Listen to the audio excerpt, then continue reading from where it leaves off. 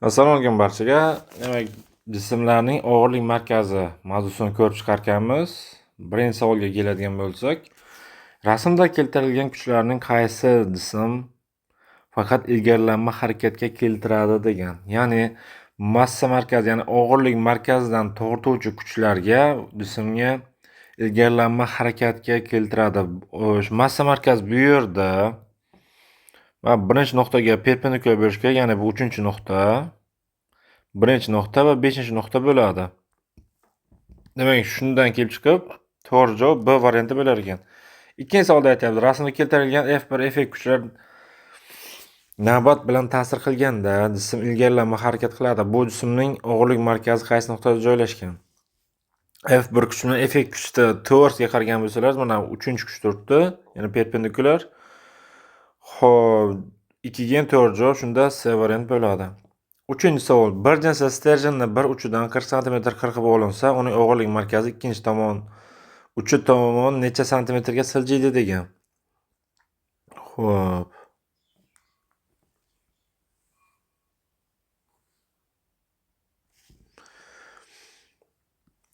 Tasavvur qilaylik, mana shu sterjen.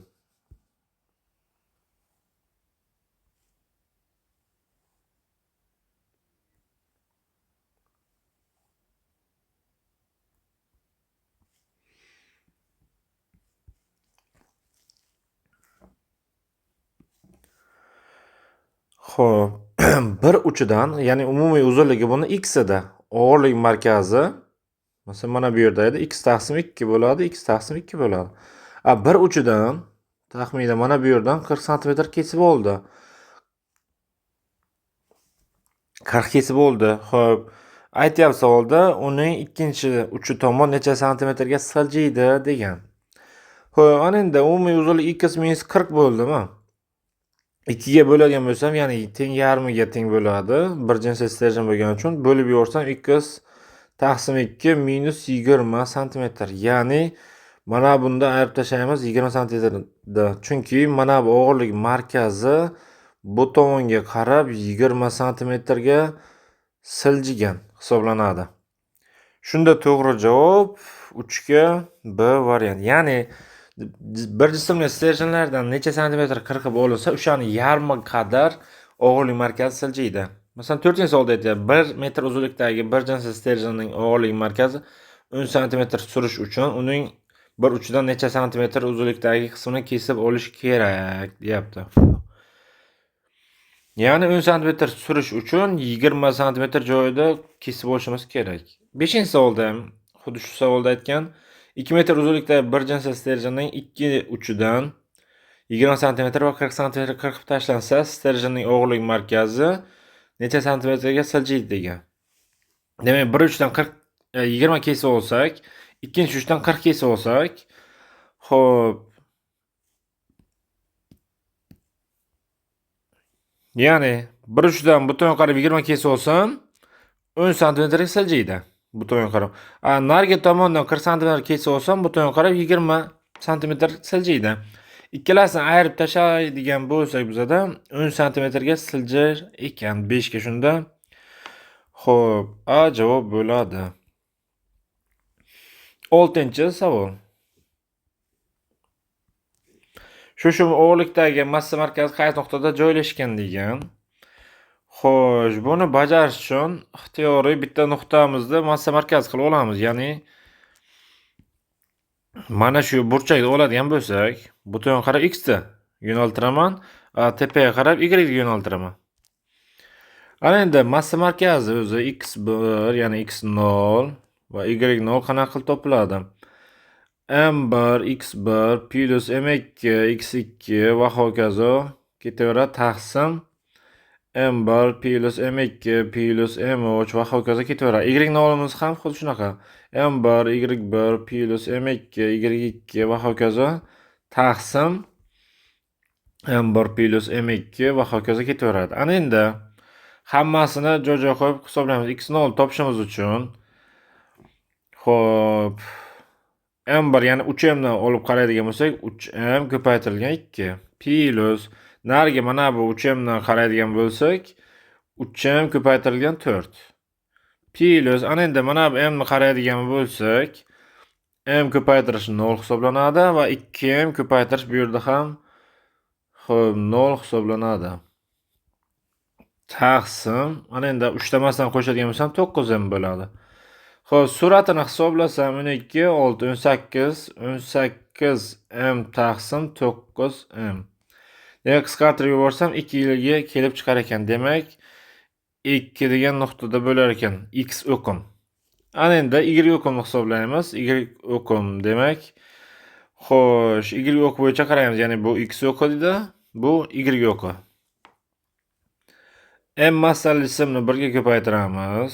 Plus 2m massali jismni 4 ga ko'paytiramiz. Plus 3m massali jismni xo'p 3 ga ko'paytiramiz. Plus 3m massali jismni 0 ga ko'paytiramiz. Ya'ni mana bu nuqta. Mana bu. Taqsim uchalasini qo'shadigan bo'lsam, ya'ni to'rtalasini qo'shadigan bo'lsam 9m bo'ladi.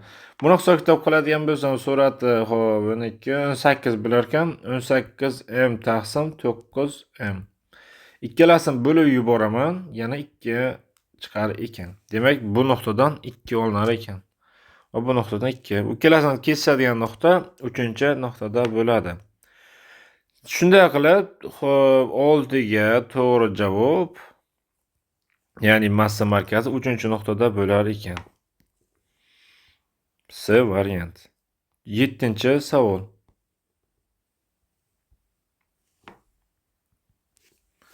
M 2m 3m massali jismlarning umumiy og'irlik markazi K nuqtada bo'lsa, M massali jismning qanday nuqtada joylashgan deyapti. Xo'sh. Bu yerda ham o'sha ishni qilamiz. Ixtiyoriy bitta tomonni, ya'ni massa markazi qilib olaman. Bu yer x, bu yer y.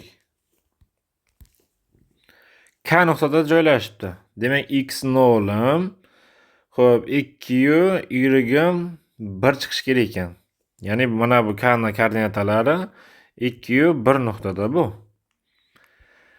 Xo'p, x 2 chiqishi uchun yana o'sha formuladan foydalanamiz. X 0'im barobar, demak, 3m massali jismni 1 ga ko'paytiramiz. Plus 2m massali jismni xo'sh 4 ga ko'paytiramiz. Plus m massali jismni qanaqadir x koordinataga ko'paytiramiz. Bo'lish.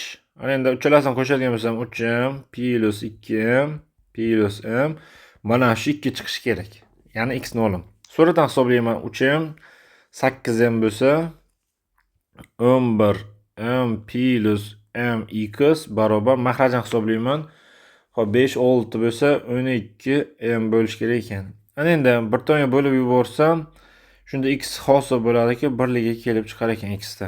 Demak, mana bu 1 degan nuqtadan olishimiz kerak ekan. Bunda 3, 2, 5 nuqtalar bo'lishi mumkin. Ana endi y0 hisoblaymiz.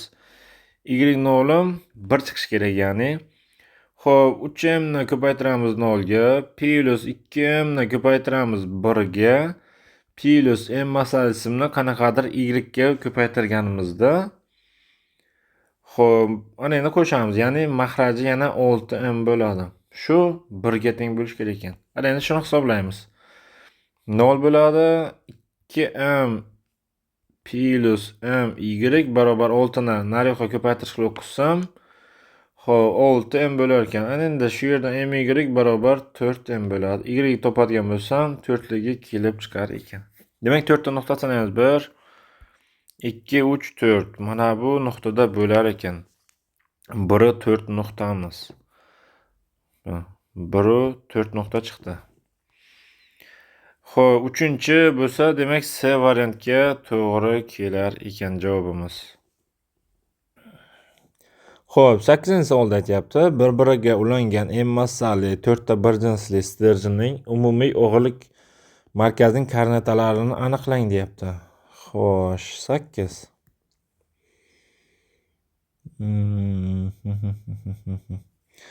Ya'ni bir xil massali degan uchun hamma stерженьning og'irlik markazi o'rtasida joylashadi. Bunda ham o'rtasida, bunda ham o'rtasida, va bunda ham o'rtasida joylashadi. Shu masala m masala ismlarini koordinatalardan qo'shib chiqsak bo'ldi. Demak, birinchisi uchun x0 topishim uchun m masala ismga ko'paytiramiz. Xo'p, x'imdan 1. M masala ismga ko'paytiramiz. X'imdan 3 ekan. Plus keyingisida m masala ismga 4 ekan. Keyingisida m masala ismga 6 ekan. 6m. Taqsim 4 ta massa demak 4m bo'ladi. Xo'p, m bo'ladi 3m, 4m, 8. 8 ga xo'p 6 14. 14 taqsim 4 yoki 7 taqsim 2 degani. Demak, bu x0. y0 ham xuddi shunaqa topamiz. Xo'p. y0 bu yerdan, bu bunday, bu ham bunday va bu ham bunday. y0 topamiz. Ana endi. Xo'p, m masala ismga birinchisidan qaraydigan bo'lsam, 3 ko'paytirar ekanman. Plus, ya'ni m masala ismga ikkinchisidan qarasam 3 ta. Keyingisidan ham 2 ni ko'paytirar ekanman. M ko'paytirish 2 plus m ko'paytirish 2. Taqsim 4m. Xo'p, 3m, 6m, 4m, 10m bo'lsa 5 taqsim 2 degan javob bo'lar ekan. Demak, 7 taqsim 2 ga 5 taqsim 2 degan javob bo'lar ekan bizda. Xo'p, shunday qilib javobga keladigan bo'lsak, A variant. 9-savol. Quyidagi bir jinsli plastinka dastlab OX o'qi bo'yicha, keyin esa o'rtasidan OY bo'yicha buklandi. Uning o'g'irlik markazi necha santimetrga siljiydi degan. O'g'irlik markazi o'zi mana bu yerda edi. Boshda. Xo'p, OX o'qi bo'yicha buklansa, mana bu bo'yicha buklansa, bu yoqqa yopiladi. Keyin bu bo'yicha buklansa, xullas mana bu kvadratchan o'zi qoladi bizda. Mana shu kvadratchan o'zi qoladi. Xo'p, ya'ni buni massa markazi mana teng o'rtasida joylashgan bo'ladi.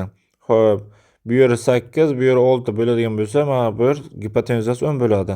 Shunda 5 liga kelib chiqar ekan. Massa markazigacha bo'lgan masofa 5 santimetrga siljigan bo'ladi shunda 9 ga.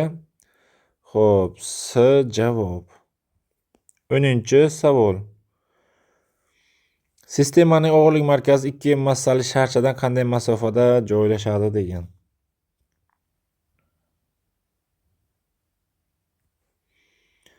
Xo'p, ana endi bu yerda belgilaymiz, bu yerda belgilaymiz va mana bu yerda belgilaymiz. Bu yerda m massa, bu yerda ham m massa va mana bu yerda 2 massa a. Ya'ni teng tomonli uchovchak ekan. Ana endi buni massa markazi uning balandligi yoki medianasi ustida yotadi. Tasavvur qilaylik mana bu yerda masalan. Xo'p, bitta nuqtasini koordinata boshidan bo'lib olaman. Men bu tomonga qarab x, y. Ana endi massa markazini topamiz. x0 ni topishim uchun m massasini 0 ni ko'paytiraman. M massasini 0 ni ko'paytiraman. Plus mana bu m massasini a ni ko'paytiraman, chunki mana bu tomon a. Plus 2 massasini a taqsim 2 ko'paytiraman, chunki mana bu yerda mana bu yergacha bo'lgan masofa a taqsim 2 bo'ladi bunda. A taqsim 2 bo'lamiz. Xo'p. M bo'ladi, 2m bo'ladi, m 3m bo'ladi. Xo'p, 4 bo'lar ekan. Endi buni hisob-kitob qiladigan bo'lsak, ya'ni shu a taqsim 2 mana shu masofaga kelishim bo'ladi. Ana endi y ni topamiz. Y ni topib, xo'p, umumiy ayirib tashlashdan bo'ladi. Xo'p, y0 topib olaylik birinchi. M massaga ko'paytirish 0, plus yana m massaga ko'paytirish 0, plus 2m ko'paytirish. Xo'p, ana endi mana balandlik a ilzosi 3 taqsim 2 bo'ladi. Xo'p, a ilzosi 3 taqsim 2. A ilzosi 3 taqsim 2. Bo'lish, mahrajda 2 ham 4 ham bo'ladi. 2 bilan 2 qisqarib ketadi. Xullas m bilan qisqarib ketsa, a izosi 3 taqsim 4 degan javobga kelar ekanmiz. Xo'p, demak buni javobi unga D variant. 11-savol. Uzunligi 4 metr bo'lgan bir xil ko'ndalang kesimli to'sinlar yarmi qo'rg'oshin va yarmi temirdan iborat. To'sinning o'g'irlik markazi uning uchlaridan qanday masofada joylashadi debdi. Xo'p, ana endi bu masalani chizib olamiz.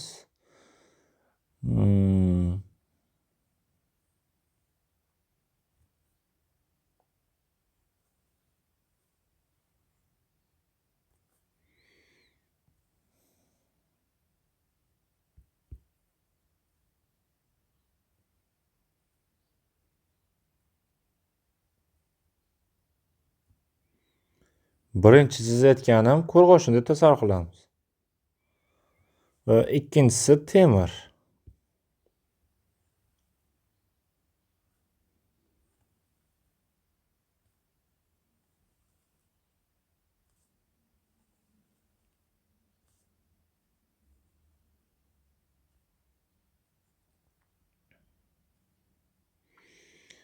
Xo'p, ana endi ikkinchisi temir ekan.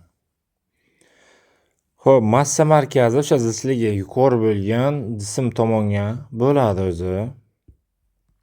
Xo'p, ya'ni uzunligi shunaqa bo'lgan, taqriban tasavvur qilinglar. Mana shu yerda bo'lsin. Mana shu yerda deb olaylik masalan. Ana endi buni teng yarmi temir ekan, teng yarmi qo'rg'oshin ekan. Xo'p, uning uchlaridan qanday masofada joylashadi debdi.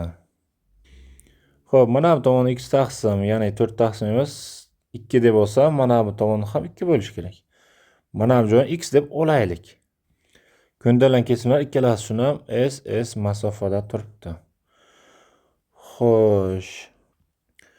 x0, ya'ni massa markazini topishimiz uchun m1 x1 plus m2 x2 taqsim m1 plus m2 bo'ladi.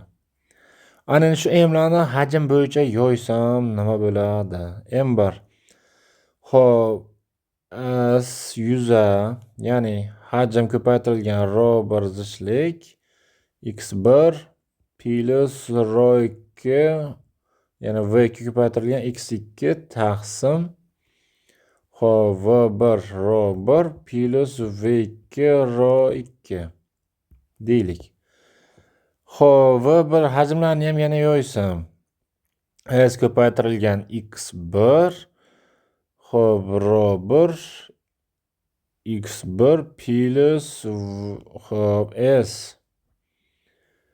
ko'paytirilgan x2 ko'paytirilgan xo'p r2 x2 taqsim s ko'paytirilgan x1 r1 plus s ko'paytirilgan r2 x2. Ana endi bu yerda s'larning hammasini qisqartirib yuboradigan bo'lsam, xo'p, r1 x1 ni kvadrati plus r2 x2 ni kvadrati taqsim x1 r1 plus x2 r2 chiqyapti.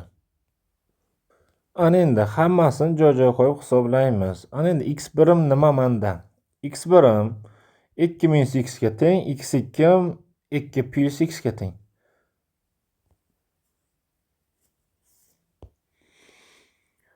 Xo'sh, r birim qo'rg'oshinniki 11,3.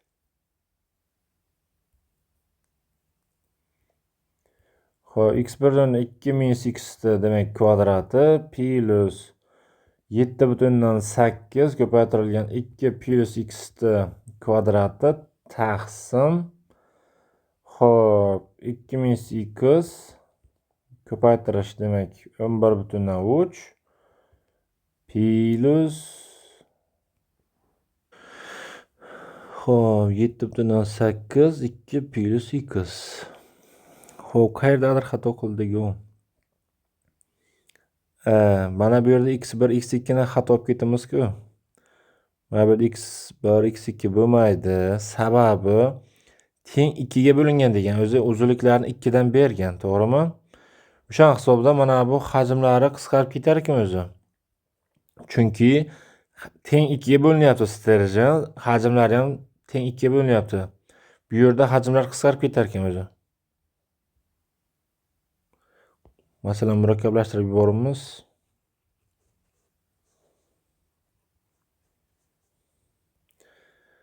Xo'p, qayta yozadigan bo'lsam, ro bor x1 plus ro 2 x2 taqsim xo'p, ro 1 plus ro 2 bo'lar ekan. Ana endi joy-joy qo'yib hisob-kitob qilsak bo'ldi. Ana endi bularni joy-joy qo'yib hisob-kitob qiladigan bo'lsam, 11,3 ko'paytirilgan x1 ga, ya'ni 4 yarmini yarmi, ya'ni 4 yarmi 2 bo'ladi, 2 ni yarmi xo'p 1 bo'lar ekan. Xo'p, plus ana endi ro 2 x2 ni hisoblaydigan bo'lsam 7,8 nariga tomondan olib qaraydigan bo'lsak, ya'ni xo'p mana bu yerda koordinata boshda hisoblasam, mana bu koordinata boshda hisoblasam, buni massa markazi mana bu yerda edi, narigisi massa markazi bu yerda edi. Xo'p, mana bu yergacha demak 1 bo'ldi. Mana bu yerdan ham 1 bo'lsa, mana orasidagi masofa ham qanchadir 3 bo'lishi kerak. Demak, x2 ham 3 ekan. Taqsim 11,3 ni ko'paytirib plus 7,8 ga. Xo'p, tepasidan hisoblasam necha bo'ladi bunda? 11,3 plus 23,4 taqsim xo'p 18, 19,1 bo'lar ekan. Ana endi qo'shsam 40 34 4 taqsim 19,1 bo'lar ekan. Bu taqriban 2 ga yaqin. Demak, buni bo'lsak 1,8 lik javob chiqar ekan. Xo'p, bir uchidan 1,8 metrda bo'lsa, ikkinchi uchidan 2,2 metrda bo'ladi. 11 ga D variant.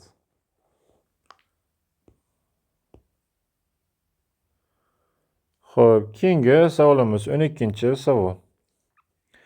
Bir xil R radiusli jism, ikkita po'lat alyuminiy shar bir-biriga tegib turgan nuqtasidan biriktirib qo'yilgan. Sistemaning o'g'irlik markazi topilsin. Po'latning zichligi shuncha, alyuminiyning zichligi shuncha. Xo'sh. Mana shunday ikkita shar. Mana bu yerdan tegib turibdi. Xo'p, o'zi hammasi o'g'irlik markazi. Xo'p. Mana bu yerdan koordinata boshini oladigan bo'lsam, bu yerdan y. Mana bu yer 0. Mana bu nuqta. Xo'p, r bo'ladi, bu ham r bo'ladi, bu ham r bo'ladi. Xo'p, x ni topadigan bo'lsam, 11-formulada, masaladagi formulaga qo'yamiz yana. Xo'p, umumiy x ni topishim uchun ro 1 x1 plus ro 2 x2 taqsim ro 1 plus ro 2 bo'lishi kerak. Xo'p, ro 1 nechida? 7,8 ekan. Xo'p, x1 da ko'paytiradigan bo'lsam r bo'ladi. Ya'ni mana bu massa markazi r bo'ladi. Xo'p, ikkinchisi massa markazi 3r bo'ladi.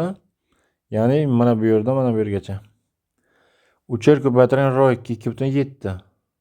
2,7 taqsim ikkalasini qo'shadigan bo'lsam, xo'p 9 10,5 ekan. Ana endi bularni hisob-kitob qilarmiz. Xo'p, 3 ga ko'paytirsam 8,1 ga 7,8 15,9 bo'lamiz 10,5 ga. Xo'p, bu yer chiqadi endi.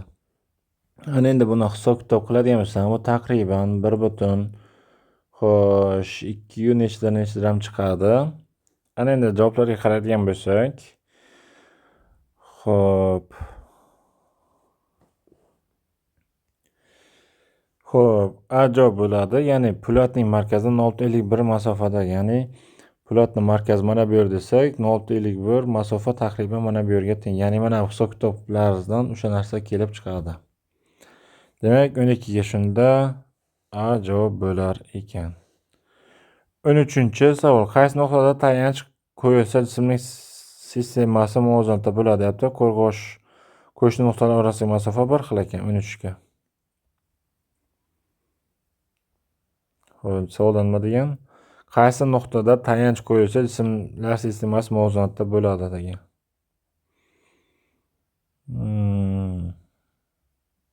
Demak, tayanch qo'yib ko'ramiz bu yerda. Xo'p, 13-savol. Nechiga qo'ysak bo'ladi? Xo'p, 3-nuqtaga qo'yib ko'ramiz. 3-nuqtaga tayanch qo'ysam. Xo'p. Ya'ni kuchlar muvozanatda bo'lishi uchun xo'p, mg ning og'irliklari L1 teng bo'lishi kerak, mg2 ning og'irligi L2 ga teng bo'lishi kerak. Ya'ni muvozanatda bo'lishi uchun ikkita tomondan kuchlar teng bo'lishi kerak. Xo'p, 4-nuqtaga qo'yib ko'radigan bo'lsak, qaranglar. 4-nuqtada aytgan. Xo'sh, ya'ni shuni massa markazida bo'lamiz 4-nuqtani. Xo'p, bu yoqda yelkalarni hisoblaydigan bo'lsam, xo'sh, 1 2 3 4. Demak, 2m ni ko'paytiramiz 4 ga. Plus 1 2 3 4 8 plus 8m bo'lar ekan. Xo'p, ikkinchi tomondan 1 2 3 4. Ya'ni 4m ni ko'paytiraman 4 ga. Endi tenglashtiradigan bo'lsam 16m ga 16m. Endi shu yerda teng chiqdi. Ya'ni shu muvozanatda bo'lish uchun ikkita kuch tomon yelkalari ko'paytmasi teng bo'lishi kerak. Demak, 13 ga D varianti ekan. Ya'ni 4-nuqtaga qo'yish kerak ekan massa markazini. Ya'ni tayanchda demoqchi edim. Demak, shu bilan xo'p, jismning og'irlik markazi mavzusini ko'rib chiqdik. E'tiboringiz uchun rahmat.